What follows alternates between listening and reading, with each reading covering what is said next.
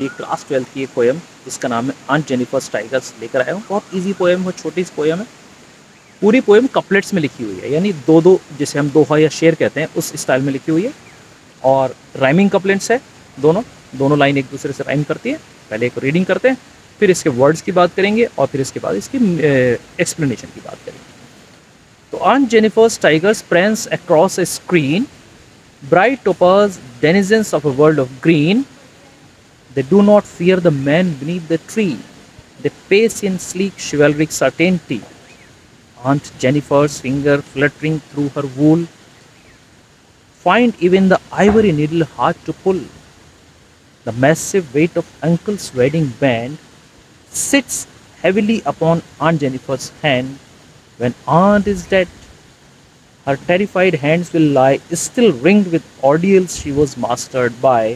The tigers in the panel that she made will go on prancing proud and unafraid. So this is the small poem. अब बात करते हैं इसमें कुछ जो वर्ड्स आए हैं, जैसे प्रेंस, प्रेंस अक्रॉस।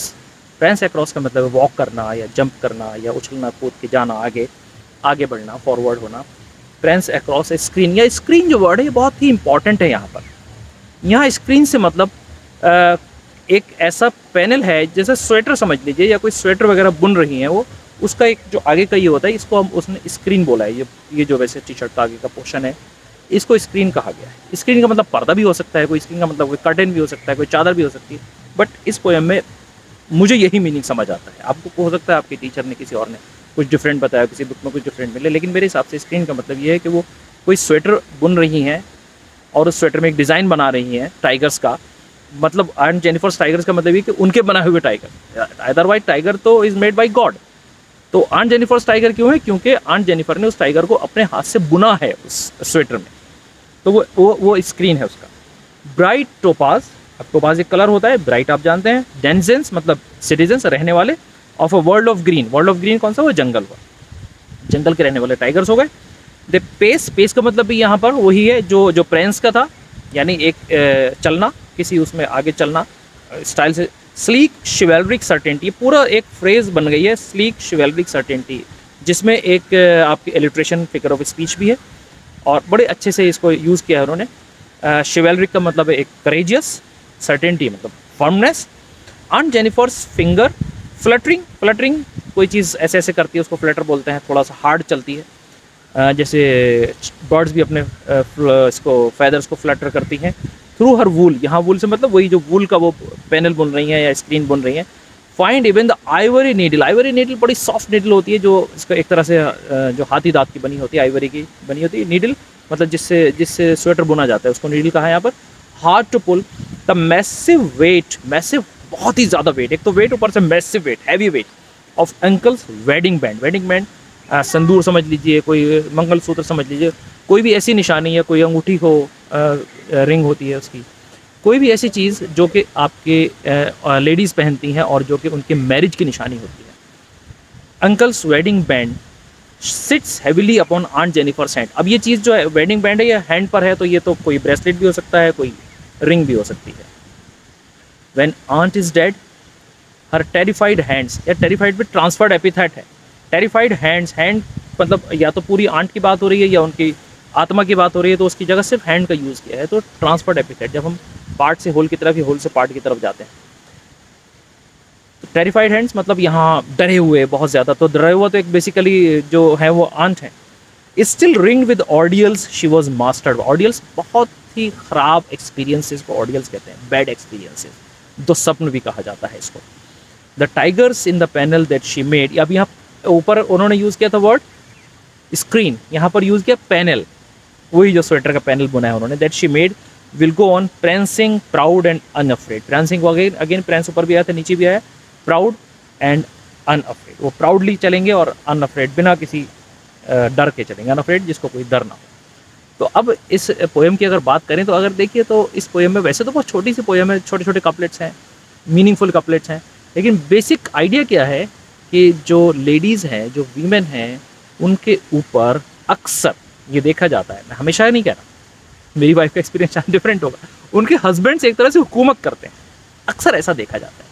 वो हस्बैंड से टेरिफाइड रहते हैं, जो टेरिफाइड उन्होंने वर्ड यूज़ किया है, हस्बैंड से अपने दबी रहती हैं, उनको फ्रीडम नहीं होती, वो किसी से बात भी करना चाहें तो वो उनके हस्बैंड शक की नज़र से देखते हैं कि क्यों बात कर रही हैं। इस टाइप की जो चीज़ है उसी को ऑन जेनिफर ने, और ये देखिए इंडियन नहीं है, ये सिर्फ हम सोचते हैं इंडिया में, ये वर्ल्ड में हर जगह पर है कि लेडीज़ जो है वो इन्फीरियर समझी जाती हैं अक्सर जगह पर। हमेशा ऐसा नहीं है, हर जगह ऐसे नहीं है, बट अक्सर केसेस में क्योंकि मैन डोमिनेटेड सोसाइटी मानी जाती है, तो यहाँ भी इसका वीमेन इमेंसिपेशन कह लें, वीमेन फ्रीडम कह लें, या वीमेन की स्लेवरी कह लें, इस टॉपिक पर ये पोएम है जो ऑन जेनिफर ने जो एड्रियन रिच ने लिखी है। नाम भी बड़ा अच्छा है, एड्रियन रिच। तो ऑन जेनिफर्स टाइगर्स, अब बेसिकली उनके टाइगर कौन से हैं जो उन्होंने, जैसे भी बताया, ये डिज़ाइन मेरे इसमें बना हुआ है, ये किसी ने बनाया है, कंपनी ने, ऐसे ही उन्होंने वो बनाए, उनका डिज़ाइन है वो। और डिज़ाइन क्या है, सिंपल सी बात ये है कि उन्होंने टाइगर्स को उसमें डिज़ाइन में बनाया है और बुनाई की है उनकी, और वो बुनाई जो है वो कैसी है, वो टाइगर्स कैसे चल रहे हैं, बड़े स्टाइल में चल रहे हैं, बड़े अनअफ्रेड हैं। लेकिन जो उनका जो पैराडॉक्स है इस पोएम में पूरे में, वो पैराडॉक्स ये है कि जो टाइगर्स हैं वो तो अनअफ्रेड हैं, उनकी बनाने वाली वो अफ्रेड रहती है। देखिए पैराडॉक्स, देखिए जो क्या कहना चाहिए इसको, विरोधाभास जिसे हम कहते हैं, opposite ideas put together.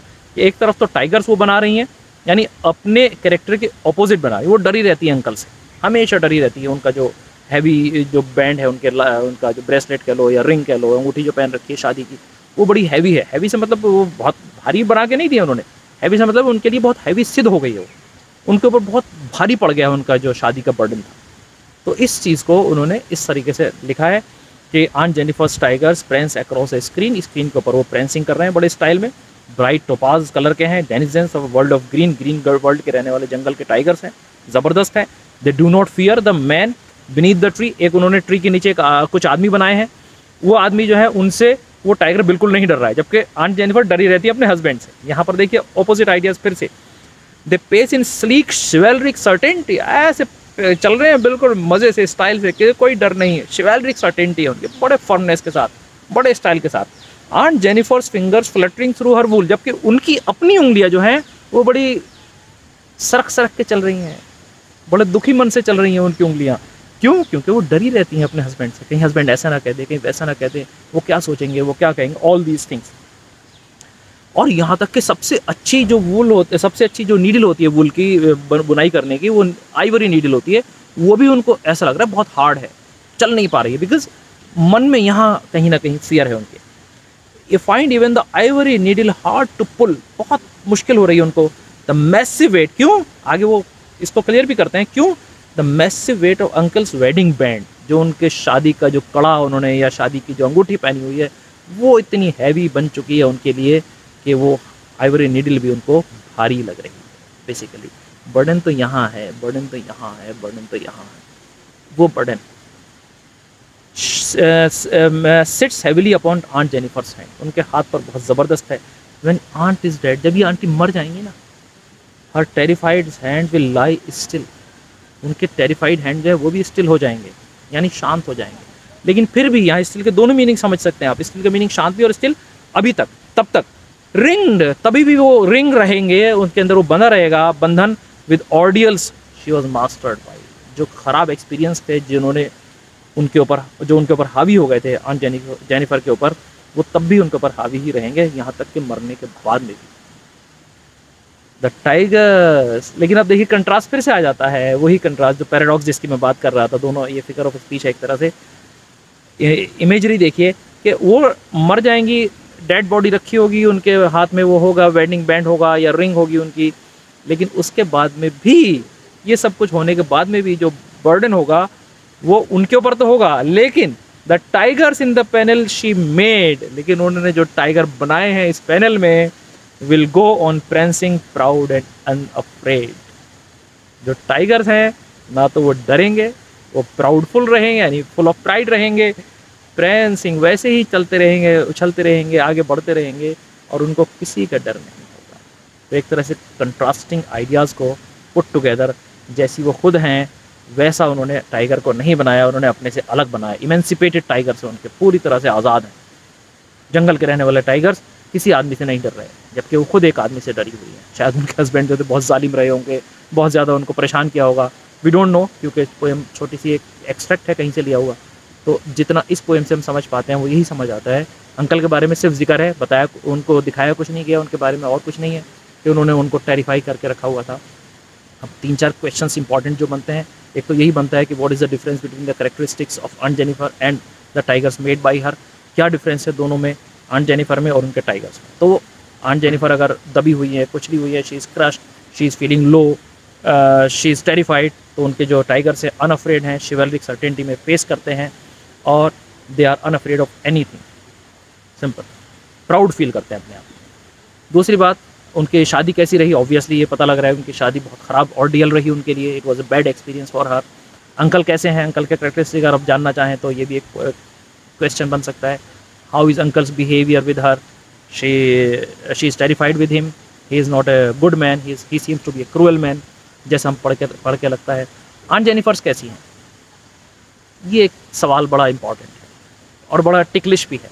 Aunt Jennifer कैसी, अगर देखा जाए तो वो एक तरह से अपने हस्बैंड से डरी हुई। She is not a bold lady, उनके अंदर इतनी हिम्मत नहीं थी कि कभी अपने हस्बैंड को वो चैलेंज कर सकते कि तुम ऐसा क्यों कर रहे हो।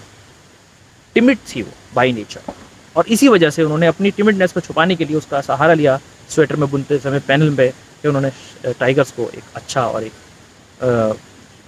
टाइगर्स को प्राइड, फुल ऑफ प्राइड उन्होंने टाइगर्स को वहाँ पर अपने पैनल में बुनाई की।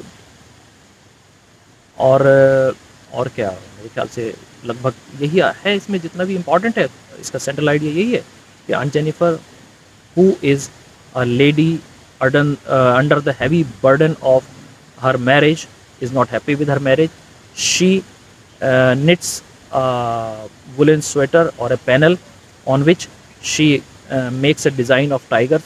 The tigers are unafraid of any man, they are full of pride and they always go with chivalric certainty. बस इतना सा सेंट्रल आइडिया है।